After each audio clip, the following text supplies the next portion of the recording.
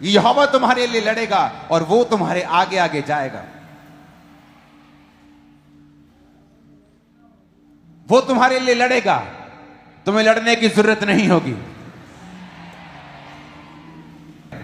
आप जब भी यीशु मसीह को देखेंगे, आप देखेंगे वचन में हमेशा वचन ने यह कहा है कि यीशु मसीह परमेश्वर की दाहिनी ओर बैठा है।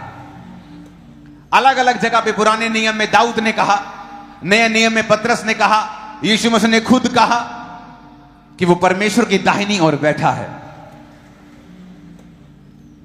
लेकिन जब आप प्रेरितों के काम में पढ़ते हैं, उसकी 7 बाब में उसकी 54 से 60 आयत में लिखा, जब वो स्तिफनुस प्रचार कर रहा था तो वो बातें सुनकर जल गए और उस पर दांत पीसने लगे, परंतु उसने पवित्र आत्मा से परिपूर्ण होकर स्वर्ग की ओर देखा और परमेश्वर की महिमा को और यीशु को परमेश्वर के दाहिनी ओर खड़ा हुआ देखकर कहा, मैं स्वर्ग को खुला हुआ और मनुष्य के पुत्र को परमेश्वर के दाहिनी ओर खड़ा हुआ देखता हूं।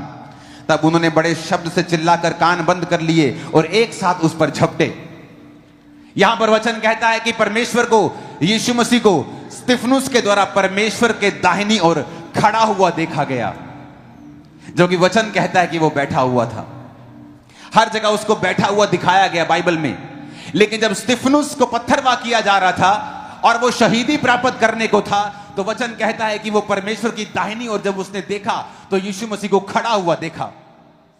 क्योंकि वचन ये भी कहता है कि यीशु मसीह मेरा और आपका वकील भी है, वो हमारा लॉयर भी है। जब वो आपकी लाइफ पर किसी मुसीबत को देखता है तो आपके केस को डिफेंड करने के लिए वो खड़ा होता है।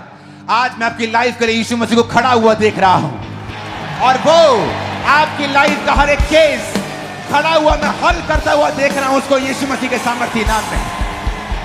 आप सोच रहे हैं कि आप एक आम व्यक्ति हैं, तो मैं आपको बताना चाहता हूं, स्तिफनुस कोई प्रेरित नहीं था, एक खाना बनाने वाला व्यक्ति था। चर्च में उसको खाना बनाने के लिए चुना गया था। पवित्र आत्मा से परिपूर्ण हुआ और उसने प्रचार किया। और बाइबल कहती जब उसको पत्थरवाह किया जा रहा था तो उसने कहा, परमेश्वर मेरी आत्मा को ग्रहण कर।